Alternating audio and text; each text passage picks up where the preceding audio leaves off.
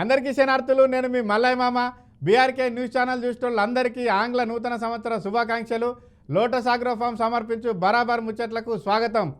Lotus agro ఫామ్లో మీ చిన్న పెట్టుబడి కోట్లు గురిపిస్తుంది. ఇక ముందుగా తలకాయ వార్తలు చూసి అటెంకి ఆర్తలలో పోదాం.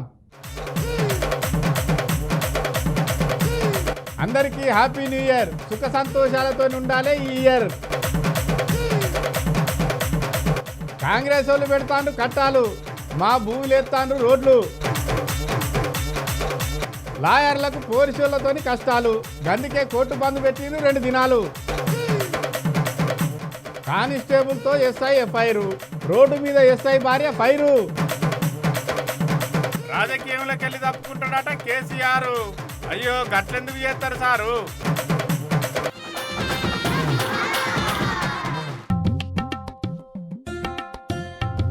ఇవాళ 2025 కొత్త సంవత్సరంలోకి అడుగు పెట్టినాం కదా. మరి మా పీతర్ పైల్వాన్ నిన్న 31st దావత అని పీకల దాకా దాగి ఏడమన్నాడో ఎటు పోయిండో, కానీ పీలోనైతే పిలుద్దాం. సీను, ఓరి సీను, గక్కడ కూర్చొనేమో రాస్తాండు కదా.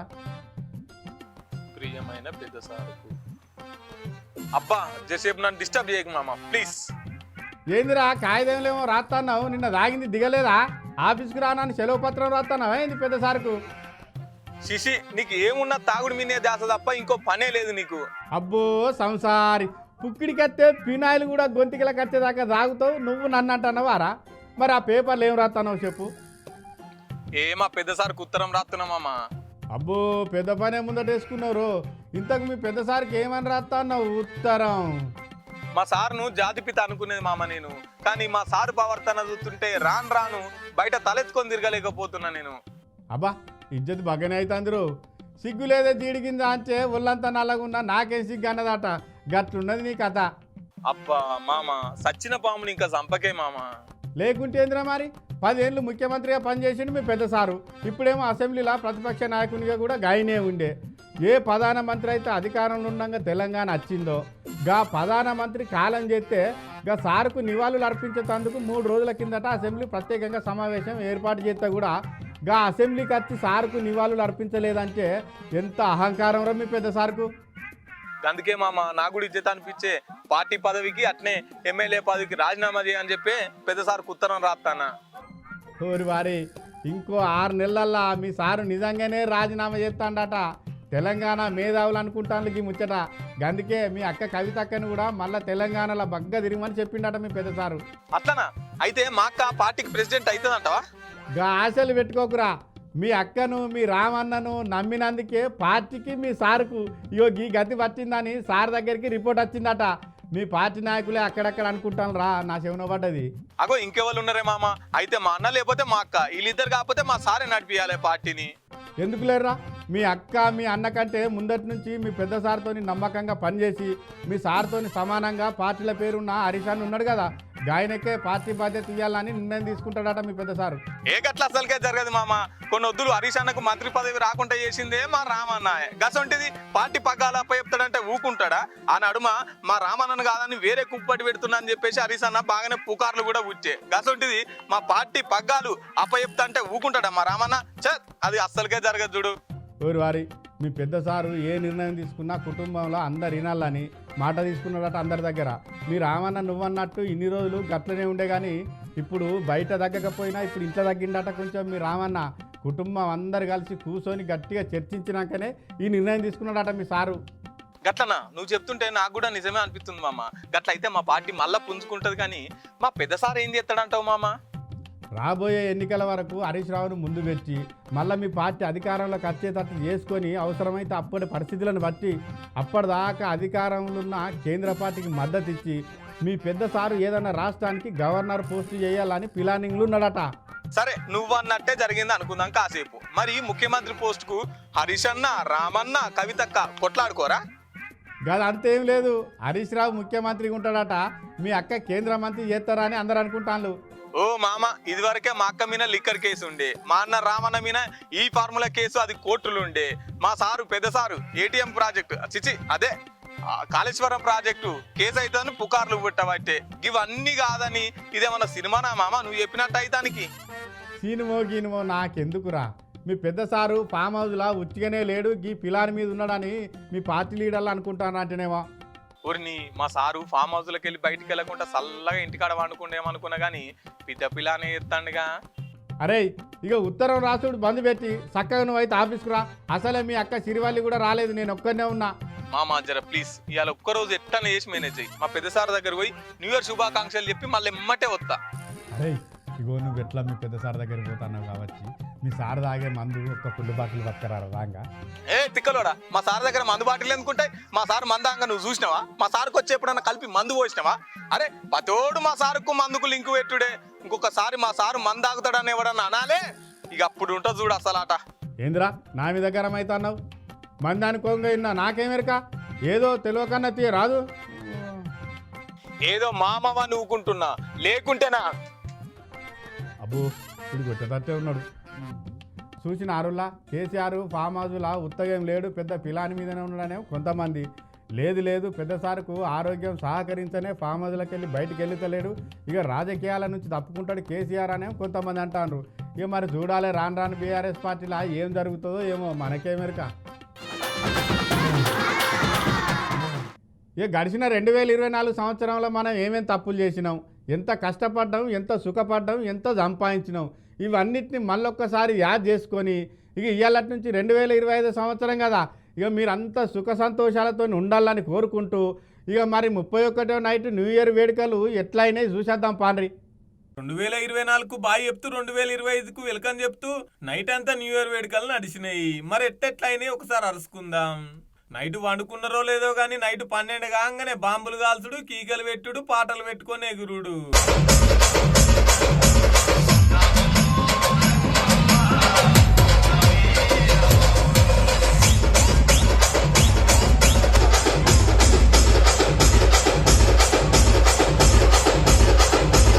ఇక కొందరైతే బార్లల్లా, పబ్బులల్లా, క్లబ్బులల్లా ఎంజాయ్లు చేసుడు, వాట్సాప్లో స్టేటస్లు పెట్టుడు, మెసేజ్లు పెట్టుడు, దగ్గర వాళ్ళు అయితే ఫోన్ చేసి హ్యాపీ న్యూ ఇయర్ మామ అని చెప్పుడు. పొట్టు బీరు కీసలు ఒడిచినాయి, పొట్టు మందు కీసలు ఒడిచినాయి. సర్కారుకి ఆమ్దాని తెచ్చింది ఇది ఒక్కరోజు. మొత్తం తెలంగాణ రాష్ట్రంలో 2620 వైన్సులు ఉన్నాయి, 1117 బార్లు, రెస్టారెంట్స్లు ఉన్నాయి. ఇక వీటికి రికామే లేవు పోండ్రి.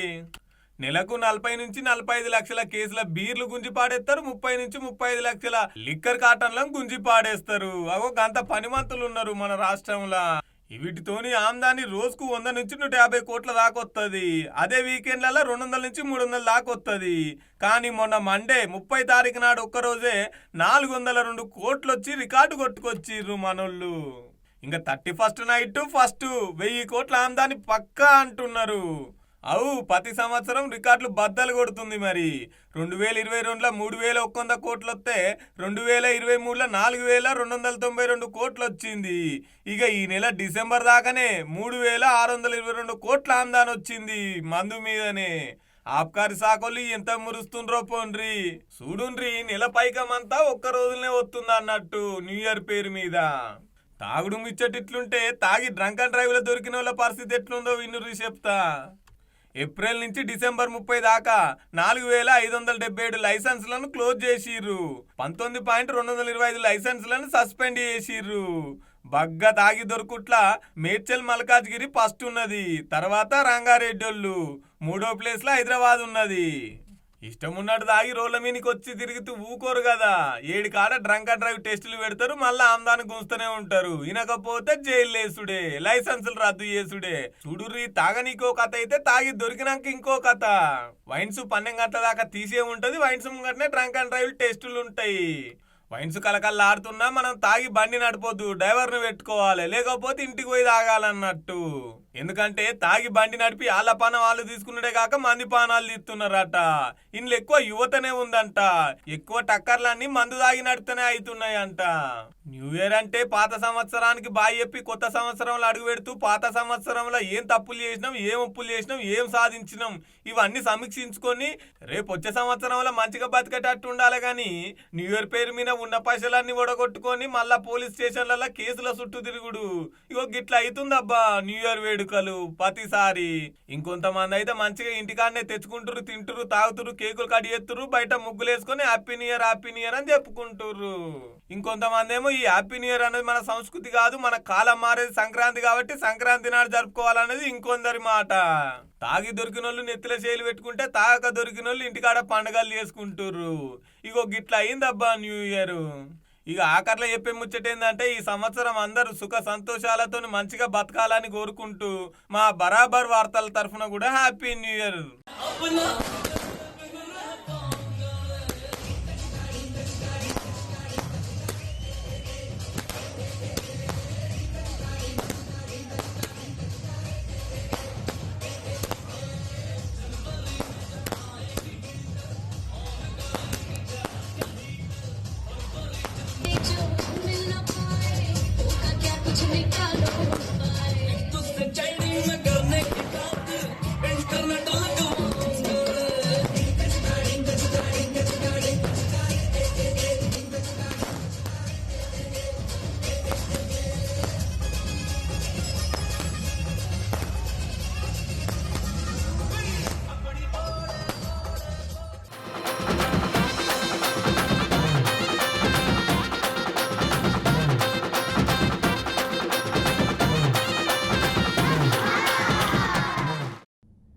Welcome back to Lotus Agrofarm సమర్పించు బరాబర్ ముచ్చట్లు. ముగ్గురు మంత్రులున్న ఖమ్మం జిల్లాలో కాంగ్రెస్ పార్టీలో ఉండే లీడర్లు కొంతమంది పబ్లిక్ను తిప్పలు పెడతానట. అవి గా తిప్పలు తట్టుకోలేక ఒక అన్న పురుగుల మందు తాగిండట.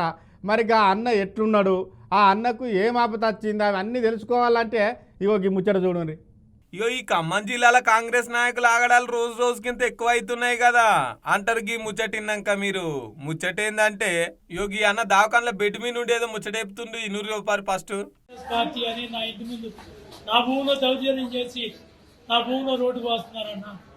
ఐసీనన్నా జడ్జి గారి ముందు ఒక్క మాట అన్న, ఒక్క మాట చెప్తారు. ఎవరు పోసింది ఎవరు?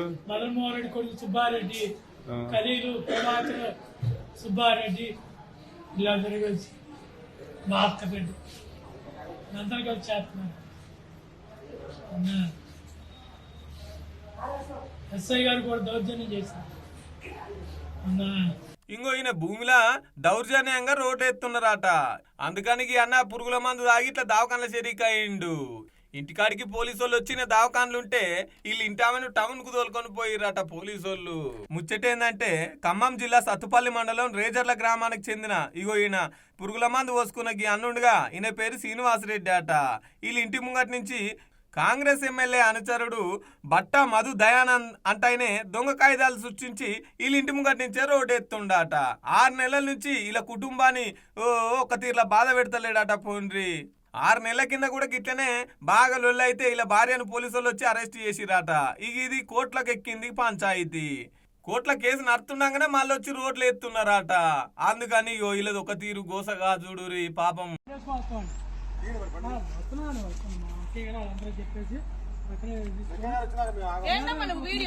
వీడియో మాకు ఎవిడెన్స్లు కావాలిగా మేడం. మీరు బెదిరించేది మాకు ఎవిడెన్స్లు. మీరు బెదిరిస్తున్నారు కదా, తీసుకెళ్తా అని చెప్పి వచ్చి బెదిరిస్తున్నారు కదా, బెదిరిస్తున్నారు కదా, బెదిరియండి బెదిరియండి.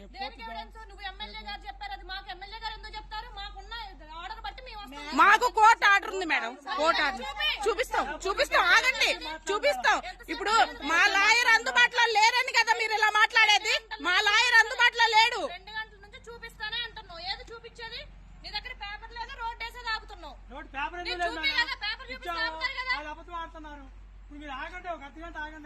ఈయన మందు దాగి దావకాన్లు ఉన్నాడు, వీళ్ళు ఇంటి ఆమె పోలీస్ స్టేషన్లు ఉంది. ఇక న్యాయం కావాలని కోరుతున్నారు.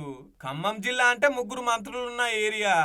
గసొంటికి ఈ జిల్లాలనే కాంగ్రెస్ వాళ్ళకి ఇట్లా ఏత్తురాన బయట బాగా చక్కర్లు కొట్టేసరికి కాంగ్రెస్ హైకమాండ్ కూడా సీరియస్ గానే ఉన్నదంట. ఇక చూడాలా మరి పోలీసు వాళ్ళ మాట అది, వీళ్ళ మాట ఇది. రేపు ఎట్లా పంచాయతీ వెళ్తుందో, ఎవరికి న్యాయం జరుగుతుందో కోర్టు తీర్పు వచ్చినాక ముచ్చట. గీయాల్టికి ఇంతే. మనకేమన్నా అన్యాయం జరిగితే పోలీసుల దగ్గరికి పోతాం. అటే ఇంకా కేసు కోర్టుకు పోయినాక కోర్టులో కొట్లాడాలంటే మనకు లాయర్లు అవసరం పడతారు కదా. పబ్లిక్ తరపున ఉండి న్యాయం కోసం కొట్లాడతాడు. కానీ గసొంటి లాయర్లకు ఇప్పుడు పెద్ద సమస్య వచ్చిందట. మరి గా సమస్య ఏందో మనం కూడా చూసేద్దాం. 5 రూపాయలు ఇన్నొద్దులు పోలీసోళ్ళు పబ్లిక్ను తిప్పల పెట్టుడే చూసినాం కానీ ఇప్పుడు లాయర్లకు కూడా సుక్కలు చూపెడతారన్న పట్టిండ్రు చిలకలూరిపేట లాయర్లు. లాఠీ తుపాకీ యూనిఫామ్ వేసుకొని చట్టాన్ని కాపాడాల్సిన పోలీసోళ్ళు చట్ట వ్యతిరేక కార్యక్రమాలు చేస్తానని కోర్టు బయటకు వచ్చి ఇగో గీ తీర్లా నిరసన తెలియజేస్తానన్నట్టు. నశించాలి నశించాలి పోలీసుల దౌర్జన్యం, నశించాలి నశించాలి అడ్వకేట్స్ మీద పోలీసుల దౌర్జన్యం.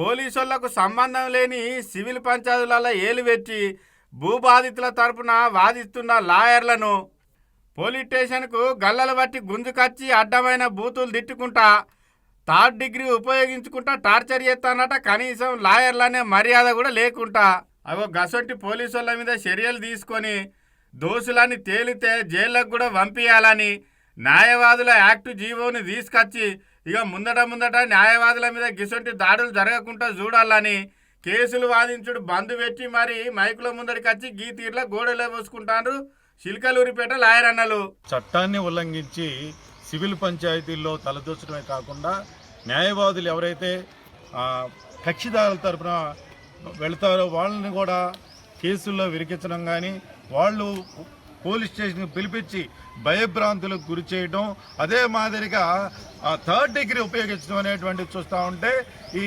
పోలీస్ యంత్రాంగం ఏదైతే మరి చట్టాన్ని కాపాడటం కోసం వాళ్ళకి ఇచ్చినటువంటి యూనిఫామ్ లాఠీ తుపాకీని చట్ట వ్యతిరేకంగా వినియోగిస్తున్నారనేటువంటిది స్పష్టంగా కనబడతా ఉంది. ఇప్పటికైనా ఈ నడుమ ఏ పంచాయతీలైనా నిందితులను నిడిచిపెట్టి లాయర్ల మీద పడతారట పోలీసోళ్ళు. పోలీసోళ్లకు లాయర్లకు ఏడిందో ఏమో కానీ ఒక్క తీరుగా గోస పెడతారట లాయర్లను పోలీసోళ్ళు. ఇక ఈ బంద్తోనన్నా చిలకలూరిపేట వాతావరణం చల్లబడుతుందో లేకుంటే ఇంకింత గరం అవుతుందో కానీ లాయర్ అన్నలు మాత్రం మాకు న్యాయం జరగకపోతే ఈ పోరాటం ఇంకింత పెద్దది చేస్తామని తెగించి చెప్తాను. సుదర్శన్ రెడ్డి అని మరొక న్యాయవాది లక్కిరెడ్డిపల్లి సిఐ గారు ఆయన దౌర్జన్యంగా చొక్కా పట్టుకొని తీసుకెళ్ళి పోలీస్ స్టేషన్ తీసుకెళ్ళడం జరిగింది. మరి నిన్న వచ్చేతలకే పొన్నూరు బేతాళ ప్రకాశ్రావు అనే న్యాయవాదిని మరీ దారుణంగా ఒక నోటోరియస్ క్రిమినల్ని ఏ విధంగా అయితే చిత్రహింసలకు గురి చేస్తారో ఆ విధంగా ఆయన్ని అరికాలు కోటింగ్ ఇవ్వటం, ఆయన చేయి కూడా ఫ్రాక్చర్ ఇవ్వటం జరిగింది, థర్డ్ డిగ్రీ ఇవ్వటం జరిగింది. ఇలాంటి సంఘటనలను ఖండిస్తూ నిన్న చిలకలూరిపేట బార్ అసోసియేషన్ తరఫున విధులను బహిష్కరించడం జరిగింది. ఈరోజు కూడా జిల్లా ఫెడరేషన్ వారి పిలుపు మేరకు ఈరోజు కూడా విధులను బహిష్కరించడం జరిగింది. ఇట్లాంటి దాడులు మళ్ళీ పునరావృతం కాకుండా ఈ చర్యలకు పాల్పడిన పోలీసు వారి మీద విచారణ జరిపి తగిన చర్యలు తీసుకోవాలని చట్టపరంగా కోరుకుంటున్నాను. మరికి పోలీసులకు లాయర్లకు నడుమ పంచాయతీ ఏడొచ్చిందో కానీ పెద్ద ఆఫీసర్లు కల్పించుకొని వీళ్ళ నడవచ్చిన పంచాయతీ తీర్చి వీళ్ళని ఒక్కటి చేస్తారో లేదో చూడాలన్న వాటికి ముచ్చట తెలిసిన పబ్లిక్. కనిపించే మూడు సింహాలు చట్టానికి న్యాయానికి ధర్మానికి ప్రతీకలైతే కనిపించని ఆ నాలుగో సింహమేరా ఈ పోలీస్. ఇది ఇంతకుముందు డైలాగ్ కానీ ఇప్పుడు మేము చెప్పబోయే ముచ్చట విన్నాక ఈ నడుమ కొంతమంది పోలీసులు చేసే గలీజ్ వ్యవహారాలు చూసినాక పోలీస్ స్టేషన్లోనే రక్షణ లేకుండా పోతుంది కదా అని అంటారు. ఇంతకు మేము ఈ ముచ్చట ఎందుకు చెప్తున్నామంటే ఇగో ఈ వీడియో చూడండి. ఇక్కడికి అక్క ఇద్దరు పిల్లగాళ్ళను పెద్దవని వెంబటేసుకొని ఏదో బ్యానర్ పట్టుకొని నిలబడ్డది. ఓపరి చదువుదాము. కారుణ్య మరణానికి అనుమతి ఇవ్వండి. నా భర్త ఎస్ఐ జాల మహేందరు వివాహిత 3 పిల్లలకు తల్లి అయిన బూరుగుల వసంత్ అనే కానిస్టేబుల్ ఇద్దరు కలిసి అక్రమ సంబంధం పెట్టుకొని మాపై వేట కొడవలతో హత్యా ప్రయత్నం చేస్తున్నారు. ఓసిని పాపం పాడుగాను. మొన్నీ నడుమ గిట్లనే ఓ ఎస్ఐ మహిళా కానిస్టేబుల్ కంప్యూటర్ ఆపరేటరు 3 కలిసి చెర్ల దునికి జీవిడుచుకునే గా ముచ్చట మరవక ముందే మళ్ళగిప్పుడు గీ ముచ్చట. ఇంతకసలు ముచ్చటేందంటే గీ బ్యానర్ పట్టుకొని ఉన్న అక్క పేరు జ్యోతి. గీ అక్క పెనిమిటి నల్గొండ జిల్లాల టాస్క్ ఫోర్స్ ఎస్ఐగా కొలువు చేస్తాడు. అయితే 3 పిల్లలున్న ఓ మహిళా కానిస్టేబుల్తో అక్రమ సంబంధం పెట్టుకొని గీ అక్కను పట్టించుకుంటలేడట.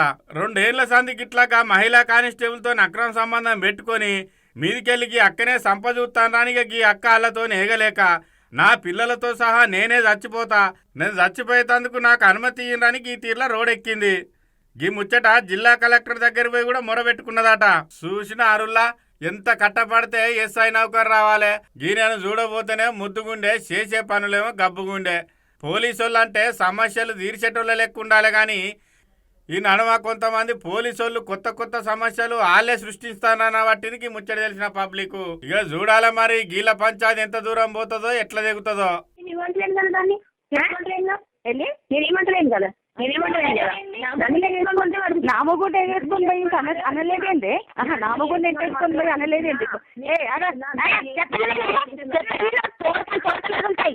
నామగుండ ఎంటేసుకొని పోయి ఇంకా నాకు అన్యాయం చేయలేదంటే నామగుండ వేసుకొని ఏడ చెల్తుంది ఇవన్నీ చెల్లవు. నువ్వు మోసుకొని నీ బతుకు నువ్వు బతుకు నీ మొగుడు వచ్చితే నీ మొగుడు నీ కోసం ఆరాటపడుతుండు.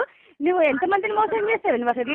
నా మొగుడు ఎన్నోడు నీకు నా మొగుడు ఎన్నోడు నీకు 4 రోజులు ఈడు కూడా పోరొస్తాడు నీకు 4 రోజులు అయితే ఈడు కూడా పోరొస్తాడు. వద్దు వదిలేసి నీ బతుకు నువ్వు బతుకు మా బతుకు మేము బతుకుతాం. మా దాంట్లో ఇన్వాల్వ్ కావచ్చు.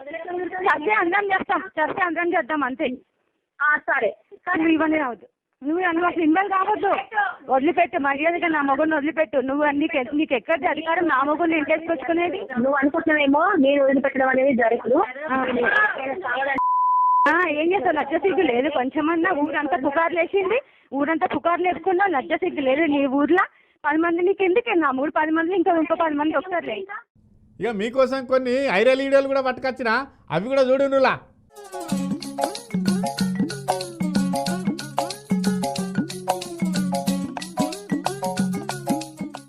ఈ వీడియో చూస్తానులా అగో కరెంటు తీగల మీద ఒక అన్న ఉన్నాడు కదా, కింద జనం కూడా బగ్గ మందే ఉన్నారు కదా.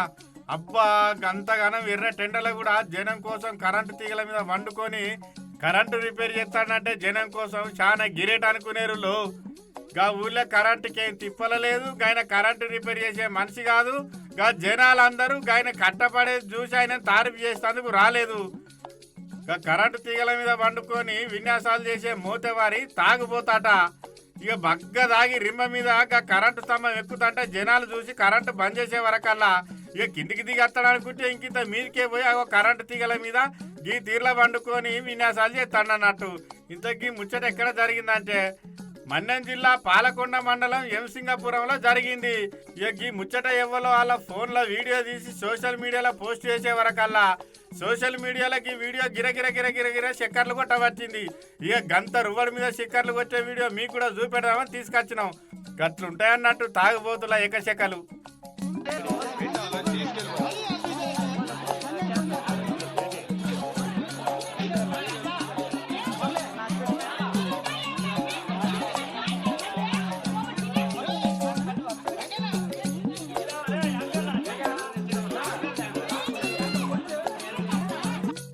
ఇక గివన్నట్టు ఇలాంటి ముచ్చట్లు రేపటి బరాబర్ ముచ్చట్లలో మళ్ళీ కలుసుకుందాం. అప్పటిదాకా చూస్తూనే ఉండండి బీఆర్కే న్యూస్ తెలుగుడి సత్తా. మళ్ళీ రేపు వస్తా.